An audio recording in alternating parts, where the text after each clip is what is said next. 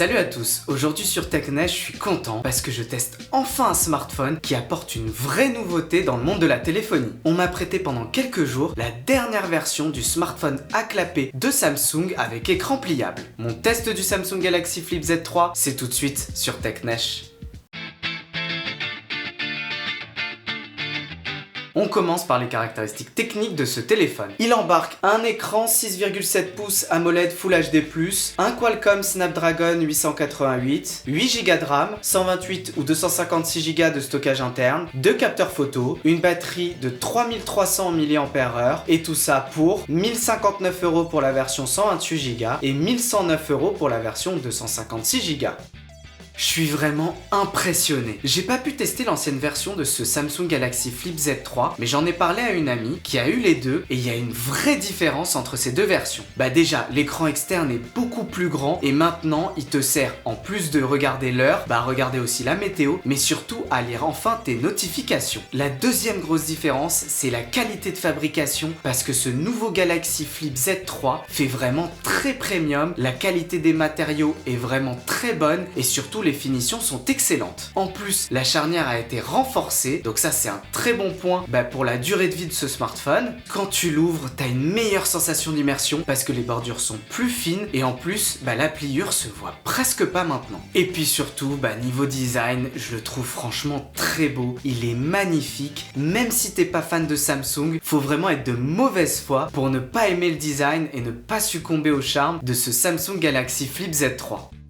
T'as un écran AMOLED de 6,7 pouces Full HD+, c'est-à-dire avec une résolution de 2640 par 1080 et avec 120 images par seconde. La petite spécificité de cet écran, c'est qu'il est pliable et donc t'as une pliure au centre de cet écran, mais que tu ne vois pas quand tu utilises le téléphone. Avec 120 images par seconde, c'est ultra rapide en termes de défilement. T'as cette sensation de fluidité sur ce smartphone, c'est vraiment très agréable. Aussi bien au niveau de l'interface que des jeux qui permettent le 120 images par seconde. L'autre spécificité de cet écran, c'est son format. C'est un 22/9, donc ce qui est quand même assez rare sur le marché des téléphones. Concrètement, ça veut dire que ton smartphone est très rectangulaire. Pour des films ou des jeux vidéo qui supportent ce format d'écran, c'est vraiment immersif et t'as un champ visuel qui est très important. Par contre, pour pas mal d'applications encore, comme des contenus YouTube ou encore Instagram, quand tu fais défiler tes stories, t'auras des larges bandes noires, soit à gauche et à droite, ou en haut et en bas en fonction de la façon dont tu tiens ton smartphone. Le petit écran aussi est magnifique, là encore on est sur de l'AMOLED, donc avec des contrastes très élevés et surtout des noirs très profonds. Niveau son, c'est ce qu'on attend d'un haut de gamme, donc j'ai du son puissant et en plus de très bonne facture.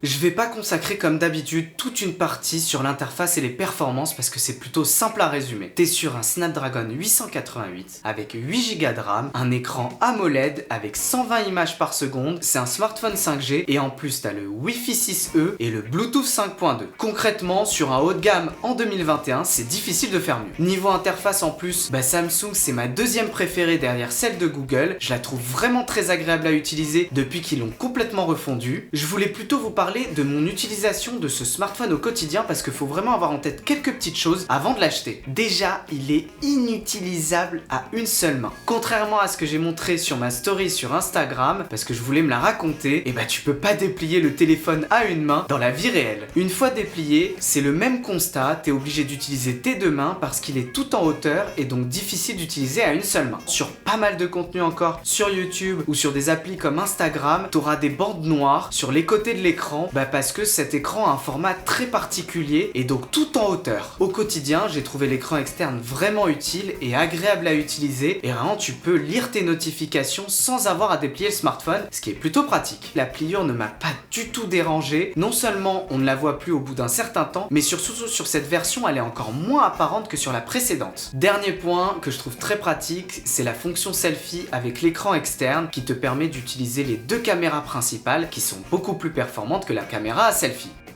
C'est la déception, ce Samsung Galaxy Flip Z3 n'est pas au niveau de ce qu'on trouve sur la photo sur les smartphones haut de gamme en 2021. Et même si on le compare aux Samsung Galaxy S21 qui sont sortis cette année et qui sont de la même marque. On a seulement, et je mets seulement entre guillemets, 2 capteurs, donc un capteur grand angle et un capteur ultra grand angle, alors que normalement à ce niveau de prix on trouve 3 capteurs photo, donc avec un téléobjectif en plus. Personnellement, ça me gêne pas du tout, mais j'attendais du coup que ces 2 capteurs soient d'excellente qualité, ce qui n'est pas le cas et ils rivalisent clairement pas avec l'iPhone 12 ou 13 ou même avec les Galaxy S21 comme je l'ai dit. C'est la deuxième grosse déception sur ce Galaxy Flip Z3 et de toute façon, je m'attendais pas à grand chose avec une batterie de seulement 3300 mAh. À ce niveau d'équipement et surtout avec un écran 120 images par seconde, donc qui consomme plus qu'un écran classique, il faut au moins sur un smartphone Android une batterie de 4000 mAh minimum. Personnellement, j'ai tenu 3h15 d'écran allumé sur une période de 12 heures d'utilisation et il me restait seulement 15%. C'est vraiment pas terrible. C'est le premier smartphone pliant que je teste sur ma chaîne et franchement, j'ai eu beaucoup de plaisir à l'utiliser et à l'avoir pendant ces quelques jours. Je pense que ce Samsung Galaxy Flip Z3 s'adresse vraiment à ceux qui cherchent ce format de smartphone spécifiquement parce qu'aujourd'hui, il n'y a aucun concurrent. Pour les autres, vaut mieux acheter un autre smartphone haut de gamme qui aura une meilleure partie photo et surtout une meilleure autonomie. Mon test du Samsung Galaxy Flip Z3 c'est terminé. Si vous avez aimé ma vidéo, n'oubliez pas de mettre un pouce vers le haut qui se trouve juste en bas de la vidéo. Sinon, vous me le faites savoir en commentaire. La prochaine fois, on aura toujours plus de tech et de mobilité électrique. Mais en attendant, je vous dis à bientôt sur TechNesh.